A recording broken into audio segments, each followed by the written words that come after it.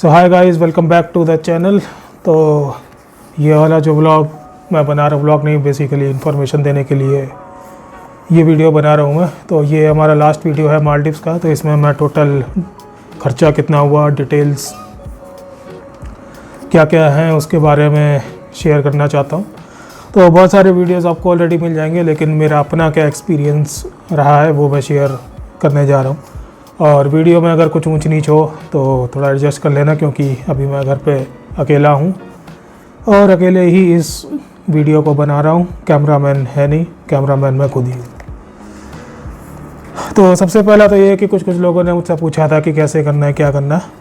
तो सबसे पहली चीज़, मैंने काफ़ी सारे ट्रैवल एजेंट से बात की थी और लगभग लास्ट ईयर मई जून में मैंने शुरुआत करी थी, क्योंकि तब से बुकिंग शुरू थी नवंबर दिसंबर की। तो बहुत सारे लोगों से बात हुई थी, SOTC से हुई थी और थॉमस कुक से हुई। तो फाइनली जो सबसे बढ़िया प्राइस जो मुझे मिला था वो मेक माई ट्रिप से मिला था। तो मेरा जो ट्रैवल एजेंट था वो मेक माई ट्रिप था। इसके अलावा हमारी जो फ़्लाइट थी वो एयर इंडिया से कराई थी। तो यहाँ से मैं गया था बॉम्बे, जैसा कि आपने पिछले वाले वीडियोस में देखा होगा। तो यहाँ पे जब मैं एयरपोर्ट गया, सुबह की फ़्लाइट थी मेरी अराउंड 8 बजे की, 8-9 बजे की। तो जब एंटर हुआ तो वही पासपोर्ट वगैरह दिखा के एंटर हो गया था। फिर मैं बैगेज ड्रॉप पे चला गया था। वहाँ पे जिन्होंने मुझे बोर्डिंग पास दिया था वो थोड़ा बहुत पूछताछ की थी उन्होंने, कि होटल बुकिंग दिखाओ, रिटर्न टिकट दिखाने के लिए बोला, करेंसी कितनी कैरी कर रहे हो वो पूछा। तो उसके बाद फिर मैं चला गया अब आगे चेकिंग के लिए।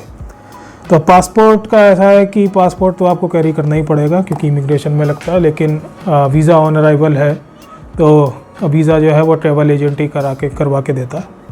फिर इसके बाद एक चीज़ होती है वेब चेक इन। तो वेब चेक इन मैंने पहले ही करवा लिया था। तो अगर आपको सेलेक्टेड सीटें चाहिए विंडो वाली, तो एयर इंडिया वाले उसके लिए कुछ एक्स्ट्रा पैसे मांग रहे थे।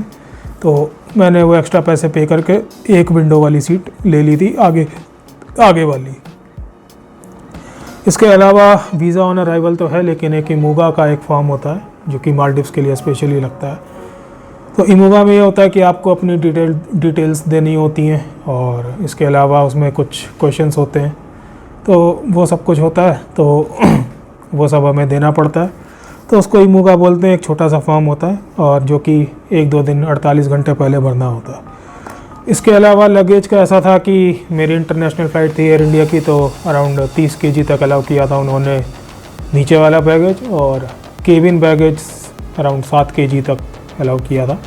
और जब मैं अपना बोर्डिंग पास ले रहा था तभी उस बंदे ने मुझे बता दिया था कि लगेज जो है वो सीधे मुझे माले में ही मिलेगा और बॉम्बे में नहीं मिलेगा। बॉम्बे में सिर्फ मेरी ट्रांजिट फ़्लाइट होगी। तो ऐसे करके फिर मैं पहुंच गया था बॉम्बे में। फिर एयरक्राफ्ट चेंज हुआ और फिर उसके बाद मैं T2 की तरफ चला गया। T2 में मेरा दोबारा से सिक्योरिटी चेक वगैरह सब कुछ दोबारा से हुआ, और वहाँ पे मेरा इमिग्रेशन हुआ था। और इमिग्रेशन में मुझसे ज़्यादा कुछ पूछा नहीं, बस मेरी वाइफ साथ में थी। तो उसको देख के उसने यही पूछा कि हनीमून पे जा रहे हो, और मेरा जो GoPro था वो मेरे हाथ में था। तो वो मेरे चैनल के बारे में थोड़ा पूछने लगी कि आपका चैनल का नाम क्या है, क्या करते हो, ये है वो है। बस सिंपल था। उसके बाद हम आगे चले गए थे। उसके बाद अराउंड 1 घंटा वेट किया और फिर माले की फ़्लाइट बोर्ड कर ली थी। अगर कोई इशू है तो वहाँ पे लोग एयरलाइंस के लोग खड़े रहते हैं, आप जाके वहाँ उनसे कांटेक्ट कर सकते हैं। इसके अलावा as of now double vaccination certificate की कोई ज़रूरत नहीं है अभी। आज मैं जब ये वीडियो बना रहा हूँ 8 अप्रैल 2024, और मैं गया था दिसंबर 2023 में। तो डबल वैक्सीनेशन की सच कोई रिक्वायरमेंट नहीं है। इमिग्रेशन मेरा मुंबई में हुआ था, वो तो मैंने बता ही दिया, और सिक्योरिटी चेक वगैरह सब हो गया था। माले में उतरते ही तो एक चीज़ माले के बारे में ये है, या मालदीव्स के बारे में ये है कि वहाँ पे गर्मी बहुत पड़ती है। तो मैं दिसंबर में गया था, उसके बाद भी वहाँ का जो टेम्परेचर था वो अराउंड 32 से 35 डिग्री था। तो निकलते ही काफ़ी गर्मी सी हो गई थी। फिर मैं एयरपोर्ट के अंदर गया, वहाँ पे मैंने अपना इमूगा दिखाया, पासपोर्ट पर स्टैंप लगवाई और बाहर आ गया। फिर उसके बाद जो लगेज है, लगेज लेने में काफ़ी टाइम लग गया। सबसे लास्ट में हमारा ही आया था, और बीच में तो मैं डर भी रहा था कि कहीं बॉम्बे में ही ना रह गया, उसने मुझे कहीं गलत ना बता दिया, क्योंकि पहली बार ऐसा हुआ है कि मैंने ट्रांजिट फ़्लाइट ली थी और ट्रांजिट फ़्लाइट लेने के बाद लगेज मुझे यहीं पे मिलना था, ऐसा बताया गया था।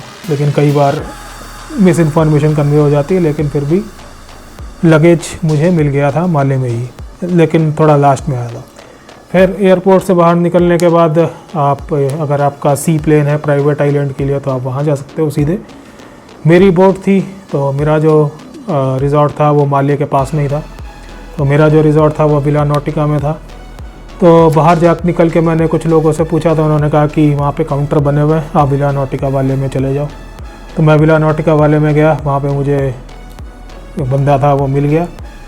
मिलने के बाद मैंने उनके पास एक लिस्ट थी, तो मेरा नाम था उसमें, तो उन्होंने कुछ देर वेट करने के लिए बोला।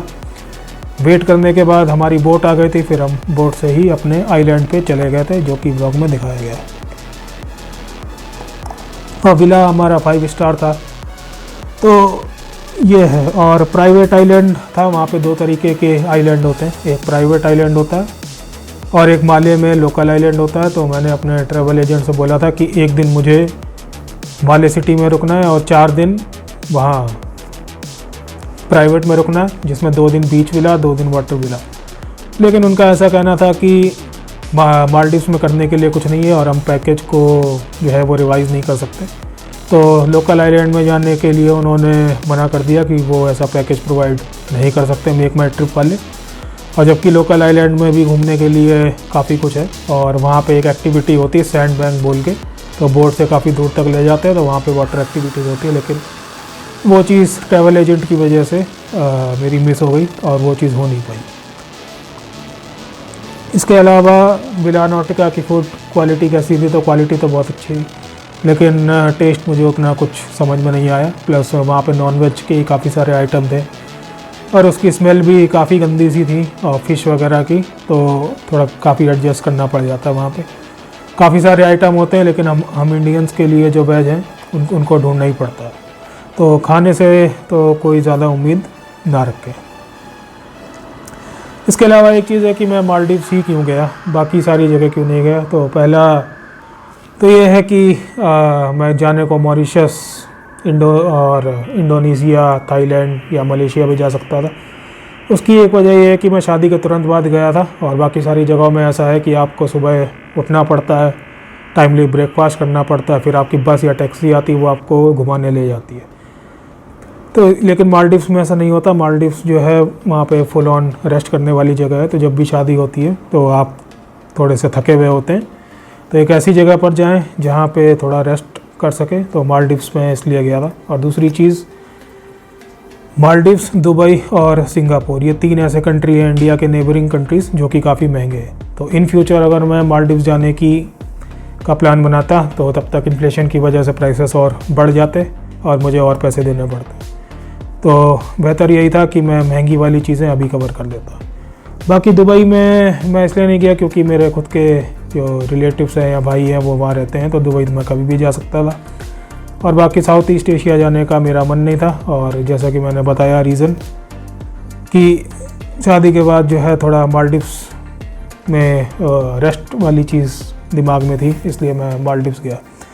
और इसके अलावा मालदीव्स जाने का डिसीज़न ये भी इसलिए भी सही रहा क्योंकि मैं जब गया था तब सब कुछ सही था। मेरे वहाँ से आते ही इंडिया और मालदीव्स के बीच में जो पॉलिटिकल रिलेशनशिप्स हैं वो काफ़ी बिगड़ गए हैं, अभी कंट्रोवर्सी चल रही है, तो काफ़ी लोग आगे पीछे हो रहे हैं, तो मैं उस चीज़ से बच गया। तो अगर हम बात करें टोटल खर्चे की, तो मेरा टोटल सब कुछ मिला के 2,70,000 रुपये पैकेज के दिए थे। बाकी $49 मैंने उसके एक ग्रीन टैक्स लगता है उसके दिए थे, जो कि होता है लगभग 4,000 रुपये।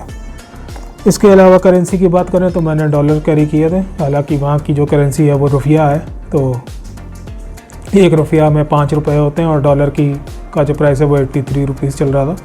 तो डॉलर जो है वो सबसे सेफ़ करेंसी है, तो मैं डॉलर ही लेके गया था। इसके अलावा चेक इन प्रोसेस हुआ था, तो चेक इन प्रोसेस में जब आप जाते हो तो वहाँ पर एक रिसेप्शन होता है, वहाँ पे हमें बैठाया गया था। कॉम्प्लीमेंट्री स्नैक्स दिए गए थे क्योंकि उस दिन का हमारा लंच स्किप हो गया था। अदरवाइज़ अगर आपको अगले दिन से करना है तो वो पेड था। उन्होंने काफ़ी देर बैठाए रखा उसके बाद कुछ डॉक्यूमेंट्स वगैरह थे वो उन्होंने साइन करवाए कि अगर एक्सीडेंटली कुछ हो जाता है तो उसकी रिस्पॉन्सिबिलिटी वो लोग नहीं लेंगे। और इसके अलावा हमारा पासपोर्ट लेके गए थे वो, और काफ़ी और उस पर वेरीफाई करके हमें सब कुछ वापस दिया था। और हमारा जो बीच विला था उसमें हमें स्विमिंग पूल कॉम्प्लीमेंट्री मिला था, बाकी सारे जो बीच विला हैं उनमें एडिशनल स्विमिंग पूल नहीं था, तो ये हमें कॉम्प्लीमेंट्री मिला था।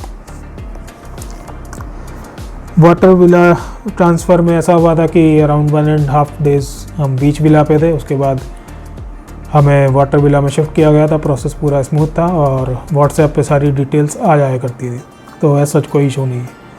फिर उसके बाद मालदीव्स में पहले दिन और आखिरी दिन को हटा दो तो 3 दिन रुके थे, 1 दिन आना 1 दिन जाना। तो 5वें दिन हम वहाँ से चल दिए और माले से बॉम्बे हमारी फ़्लाइट थी वाया बेंगलोर। लेकिन अब की बार हमें जो लगेज था वो बेंगलोर से कलेक्ट करना था, तो पहले हम उतरे बेंगलोर, वहाँ से अपना लगेज कलेक्ट किया, फिर दोबारा से डोमेस्टिक टर्मिनल में चले गए वाया ट्रांसफ़र, दोबारा से अपना लगेज डलवाया, फिर उसके बाद फ़्लाइट पकड़ के आ गए थे दिल्ली। तो ये सब कुछ है। आते वक्त बेंगलोर में थोड़ी सी दिक्कत हुई थी, हमारा गेट कई बार चेंज हुआ था, तो वो सब चलता रहता है, तो 3 बार गेट चेंज हुआ था हमारा। लेकिन अल्टीमेटली एक बार फ्लाइट में आने के बाद फ़्लाइट हमारी बिल्कुल राइट टाइम आई थी।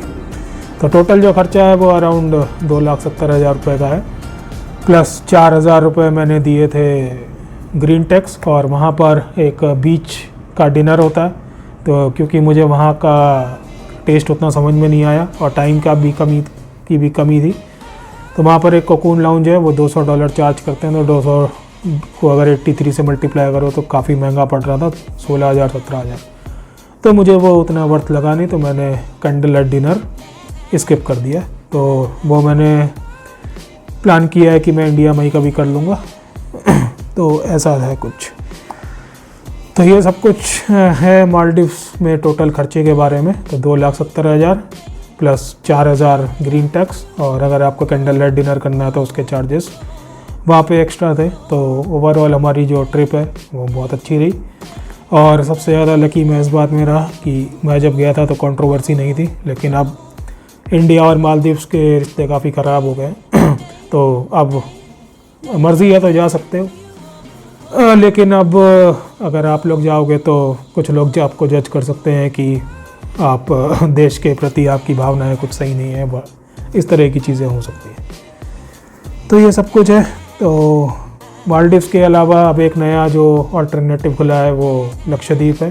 तो लक्षद्वीप भी काफ़ी अच्छी जगह है। इसके अलावा एक जो बहुत अच्छी जगह है जहाँ मैं 2018 में गया था वो है अंडमान एंड निकोबार आइलैंड, वहाँ वो भी काफ़ी घूमने की अच्छी जगह है। तो ऐसा है। बाकी अगर हम बात करें सिंगापुर, दुबई, मालदीव्स, ये 3 जो देश है काफ़ी महंगे हैं। बाकी अगर हम बात करें Mauritius, Vietnam, Indonesia, Thailand, Malaysia, ये सारे जो देश हैं यहाँ पे आप सस्ते में घूम सकते हैं, ये इतने एक्सपेंसिव नहीं पड़ते। और बाकी अगर आपके पास अंधा पैसा है तो आप ऑस्ट्रेलिया, न्यूजीलैंड और United states, Brazil, Europe, Switzerland कहीं पे भी जा सकते हैं, लेकिन उसका जो खर्चा है वो कम से कम 6 लाख से तो स्टार्टिंग ही है 2 लोगों का। रिसेंटली मेरे ऑफिस में किसी ने मुझसे पता करने के लिए बोला था, तो न्यूजीलैंड का मैंने पता किया था 2 लोगों के लिए, तो उनका जो स्टार्टिंग मिनिमम प्राइस है वही 6 लाख से स्टार्ट है। तो वो आपके बजट पे डिपेंड करता है, और सबसे सस्ता जो प्लान है वो यही है 2,70,000 का। बाकी जो ट्रैवल एजेंट थे किसी ने मुझसे 3 लाख के नीचे बात भी नहीं करी थी, और वो लोग जो रिजॉर्ट ऑफ़र कर रहे थे वो मुझे इतने कुछ समझ में भी नहीं आए और काफ़ी ज़्यादा कॉस्टली थे। तो ये सब कुछ है मालदीव्स के ट्रिप के बारे में। अब अगले जो व्लॉग्स आएंगे वो बीकानेर एक जगह है राजस्थान में। तो न्यू ईयर पे मेरी 1 दिन की छुट्टी थी, तो मैं वहाँ चला गया था घूमने के लिए। तो अब आने वाले जो 4 व्लॉग होंगे वो बीकानेर के होंगे, जिसमें 1 दिन आना 1 दिन जाना और 2 दिन का स्टे था बीकानेर में। तो उसकी डिटेल मैं आगे दूंगा, कितना खर्चा हुआ क्या हुआ। बीकानेर भी काफ़ी अच्छी जगह है, तो विदेश जाने के साथ साथ इंडिया भी घूमना चाहिए थोड़ा, क्योंकि इंडिया में घूमने के लिए बहुत कुछ है। तो जैसे ही मौका मिलता है मैं तो निकल जाता हूँ। तो मालदीव्स की ट्रिप होती है यहाँ पे ख़त्म, और अब बीकानेर के व्लॉग्स आना शुरू हो जाएंगे। उसके बाद भी कुछ ना कुछ आता ही रहेगा, जैसे जैसे आता रहेगा मैं बताता रहूँगा। तो तब तक के लिए बाय बाय।